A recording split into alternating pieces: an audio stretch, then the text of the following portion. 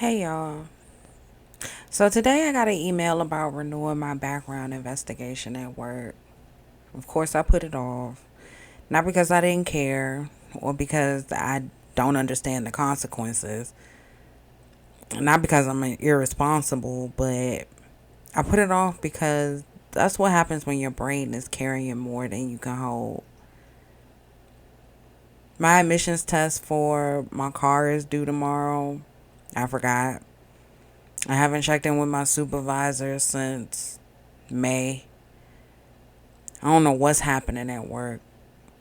There's bills I need to pay. Bank of America keeps telling me that my account may have insufficient funds. I don't know why it's asking that question when clearly we are insufficient. I got phone calls I need to return, appointments I need to schedule. And somewhere in the middle of all of that, people keep expecting me to function like none of this shit exists.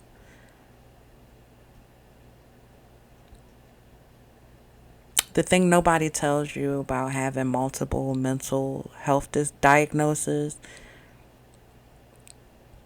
is that the world only gives you grace when your symptoms are convenient.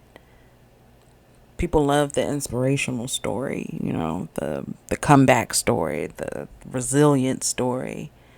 But nobody wants to talk about what happens when your actual symptoms show up.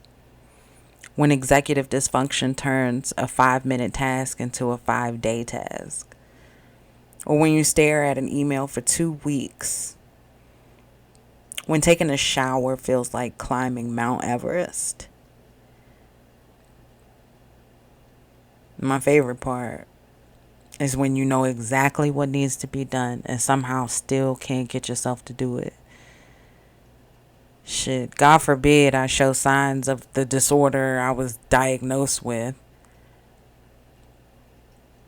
Because life keeps moving. The mortgage doesn't care. Deadlines don't care. Schools don't care. Doctors' offices and the government, they don't fucking care. Life just keeps lifing. And that's the part that's breaking my fucking heart. I've spent my entire life trying to compensate. Trying harder, working harder, masking harder, performing harder. Trying to prove that I belong in rooms that were built for people whose brains don't work like mine. I spent decades putting in 200% effort just to produce what looks like 100% from everyone else. And I'm tired. I know I keep saying that, but this type of fatigue is felt in my soul. It's the kind that makes you wonder if you'll ever catch up. Kind of makes you scared. Because if I'm being honest, that's what this really is. It's fear. I'm scared that one missed deadline becomes two, that two becomes 10, that one forgotten task becomes a pattern, that I wake up one day and realize I've lost everything I worked so hard to build because I couldn't keep up with the pace of my own fucking life. And that fear lives with me every day. Not on bad days. Every day. And before somebody tells me I'm strong, let me tell you something. I fucking know that, okay? I've survived things that should have literally broken me. And when I say literally, I mean put me in the ground coffin. I've survived grief, trauma, addiction, heartbreak, hospitalizations, loss. I know I'm resilient. Strength was never the question. The question is how long a person can survive carrying everything by themselves. Because the truth is, I don't need another reminder that I'm strong. I fucking need help. Help. I need real help. The kind that exists before the crisis.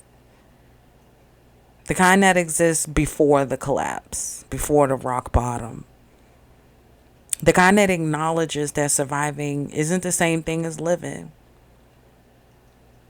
Or maybe this episode is a cry for help. Not because I want someone to save me, but because I need people to understand that some of us are fighting battles that don't leave bruises. Some of us wake up every morning and go to war with our own brains before our feet even hit the floor.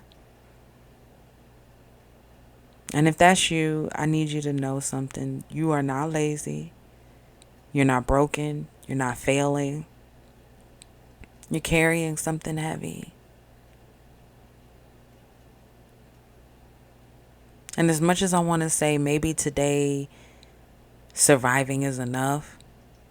Maybe today the victory is just answering one call, taking a shower, getting out of bed. But fuck that shit.